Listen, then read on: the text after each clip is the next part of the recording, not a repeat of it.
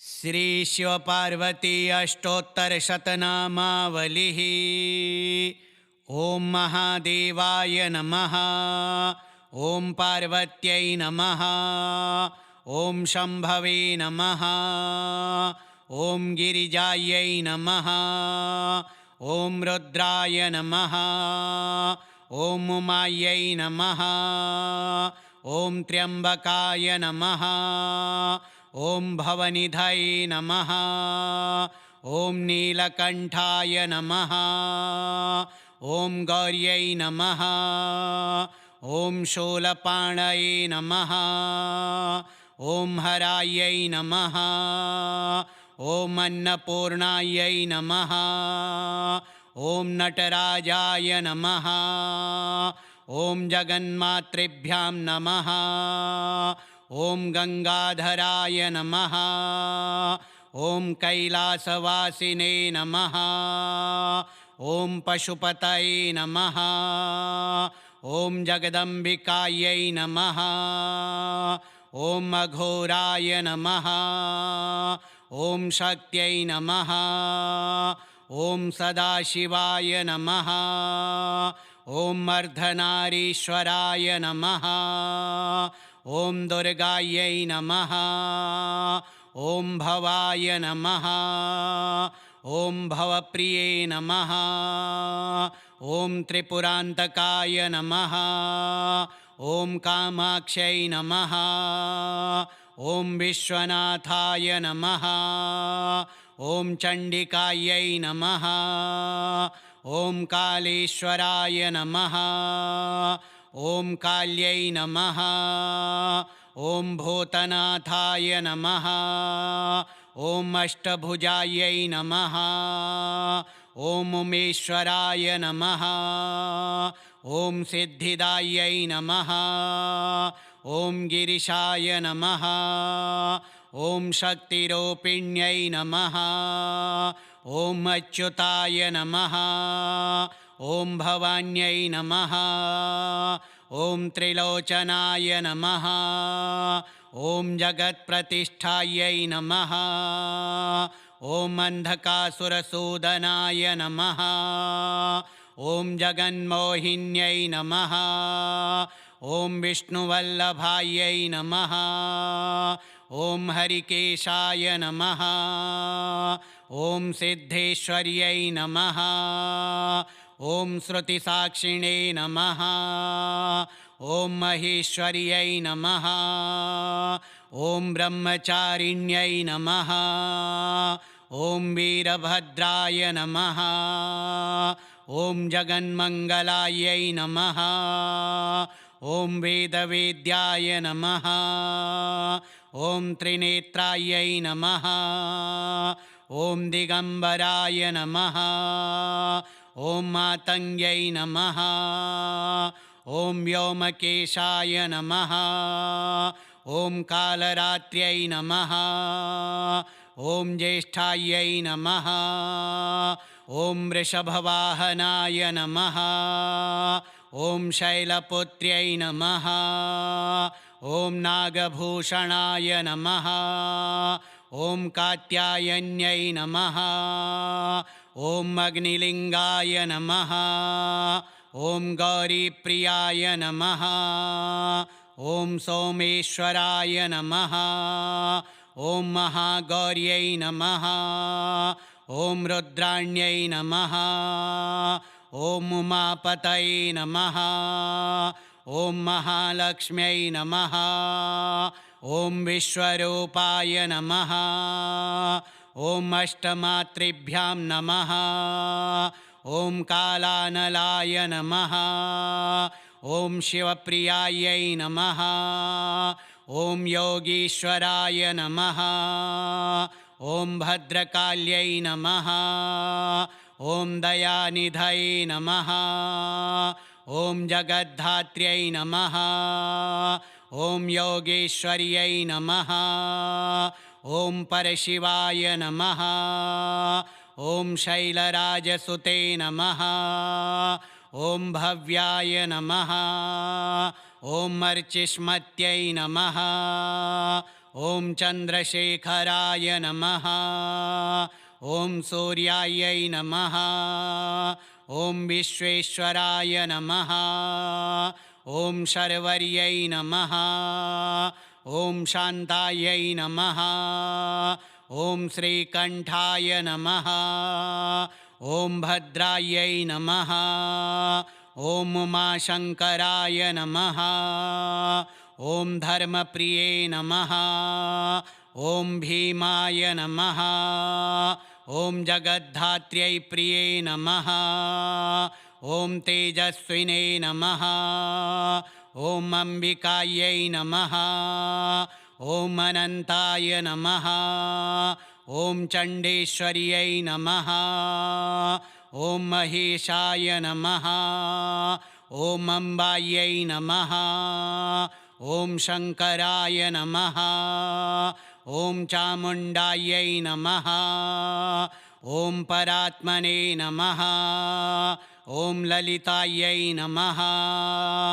ॐ सदाशिवाय नमः। ॐ भुवनेश्वर्यै नमः। ॐ हरिहराय नमः। ॐ त्रिपुरसुन्दर्यै नमः। ॐ महादेवाय नमः। ॐ पार्वत्यै नमः। ॐ शम्भवे नमः। ॐ गिरिजायै नमः। ॐ रुद्राय नमः। ॐ उमायै नमः। ॐ त्र्यम्बकाय नमः। ॐ भवनिधये नमः। ॐ नीलकण्ठाय नमः।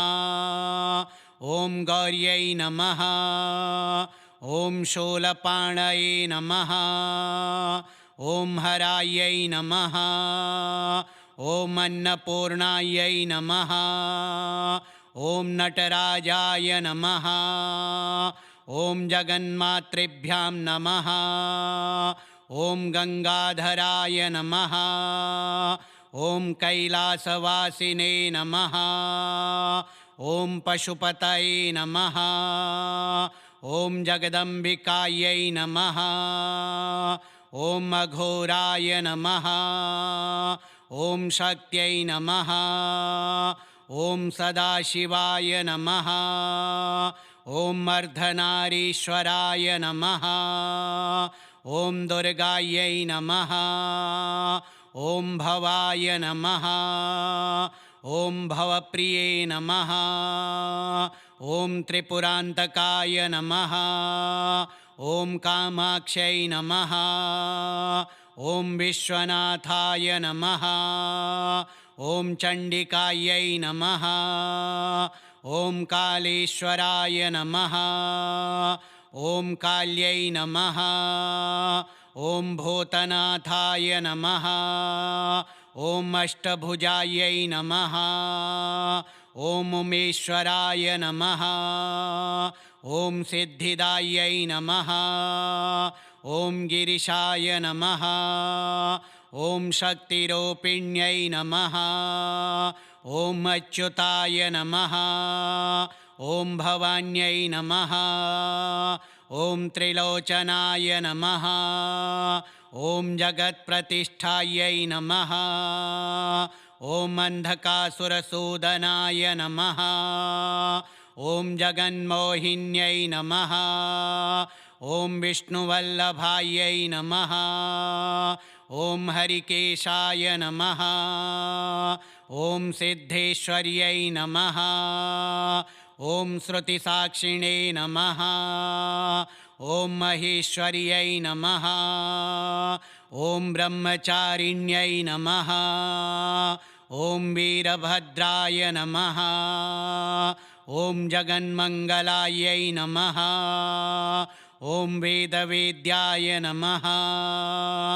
ॐ त्रिनेत्रायै नमः। ॐ दिगम्बराय नमः। ॐ मातङ्ग्यै नमः। ॐ व्योमकेशाय नमः। ॐ कालरात्र्यै नमः। ॐ ज्येष्ठायै नमः। ॐ वृषभवाहनाय नमः। ॐ शैलपुत्र्यै नमः। ॐ नागभूषणाय नमः ॐ कात्यायन्यै नमः ॐ अग्निलिङ्गाय नमः ॐ गौरीप्रियाय नमः ॐ सोमेश्वराय नमः ॐ महागौर्यै नमः ॐ रुद्राण्यै नमः ॐ उमापतये नमः ॐ महालक्ष्म्यै नमः ॐ विश्वरूपाय नमः ॐ अष्टमातृभ्यां नमः ॐ कालानलाय नमः ॐ शिवप्रियायै नमः ॐ योगीश्वराय नमः ॐ भद्रकाल्यै नमः ॐ दयानिधये नमः ॐ जगद्धात्र्यै नमः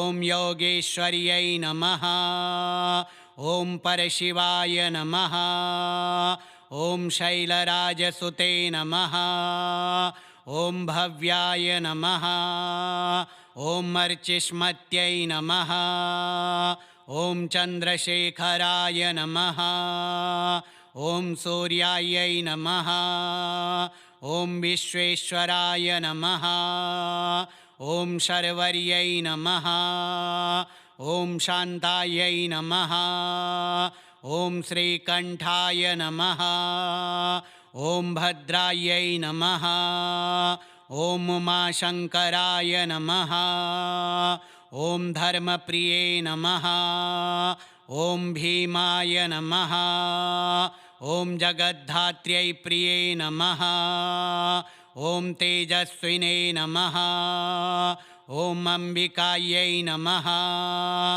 ॐ अनन्ताय नमः ॐ चण्डेश्वर्यै नमः ॐ महेशाय नमः ॐ अम्बायै नमः ॐ शङ्कराय नमः ॐ चामुण्डायै नमः ॐ परात्मने नमः ॐ ललितायै नमः ॐ सदाशिवाय नमः ॐ भुवनेश्वर्यै नमः ॐ हरिहराय नमः ॐ त्रिपुरसुन्दर्यै नमः ॐ महादेवाय नमः ॐ पार्वत्यै नमः ॐ शम्भवे नमः ॐ गिरिजायै नमः ॐ रुद्राय नमः ॐ उमायै नमः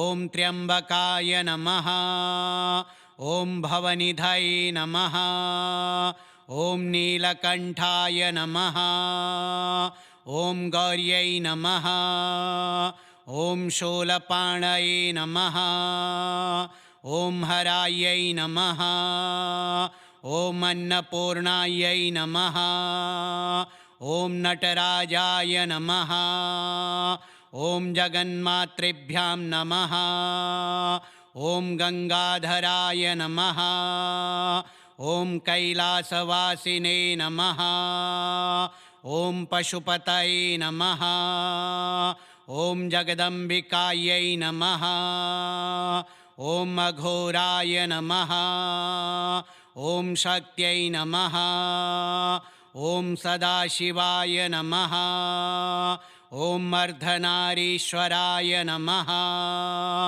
ॐ दुर्गायै नमः ॐ भवाय नमः ॐ भवप्रिये नमः ॐ त्रिपुरान्तकाय नमः ॐ कामाक्ष्यै नमः ॐ विश्वनाथाय नमः ॐ चण्डिकायै नमः ॐ कालेश्वराय नमः ॐ काल्यै नमः ॐ भूतनाथाय नमः ॐ अष्टभुजायै नमः ॐ उमेश्वराय नमः ॐ सिद्धिदायै नमः ॐ गिरिशाय नमः ॐ शक्तिरूपिण्यै नमः ॐ अच्युताय नमः ॐ भवान्यै नमः ॐ त्रिलोचनाय नमः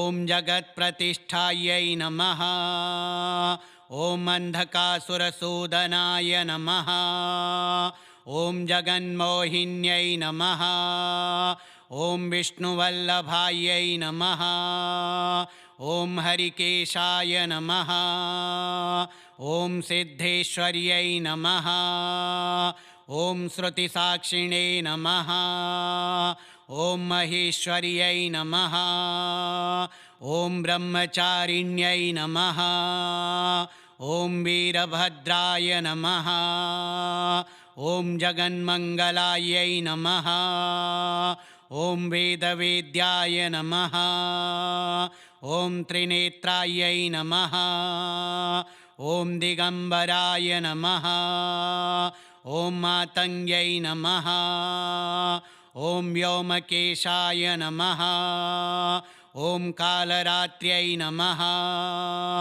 ॐ ज्येष्ठायै नमः ॐ वृषभवाहनाय नमः ॐ शैलपुत्र्यै नमः ॐ नागभूषणाय नमः ॐ कात्यायन्यै नमः ॐ अग्निलिङ्गाय नमः ॐ गौरीप्रियाय नमः ॐ सोमेश्वराय नमः ॐ महागौर्यै नमः ॐ रुद्राण्यै नमः ॐ उमापतये नमः ॐ महालक्ष्म्यै नमः ॐ विश्वरूपाय नमः ॐ अष्टमातृभ्यां नमः ॐ कालानलाय नमः ॐ शिवप्रियायै नमः ॐ योगीश्वराय नमः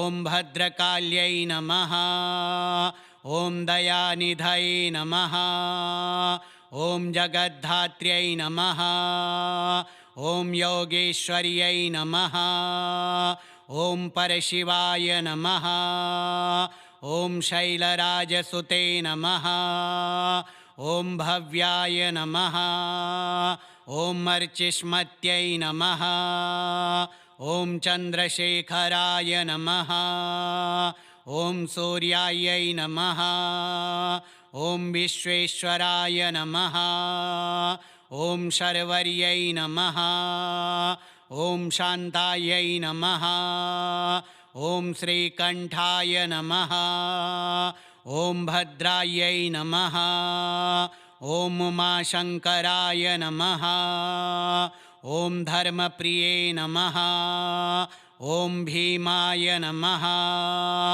ॐ जगद्धात्र्यै प्रिये नमः ॐ तेजस्विने नमः ॐ अम्बिकायै नमः ॐ अनन्ताय नमः ॐ चण्डेश्वर्यै नमः ॐ महेशाय नमः ॐ अम्बायै नमः ॐ शङ्कराय नमः ॐ चामुण्डायै नमः ॐ परात्मने नमः ॐ ललितायै नमः ॐ सदाशिवाय नमः ॐ भुवनेश्वर्यै नमः ॐ हरिहराय नमः ॐ त्रिपुरसुन्दर्यै नमः श्रीशिवपार्वती अष्टोत्तरशतनामावलिः श्रीशिवपार्वत्यार्पणमस्तु।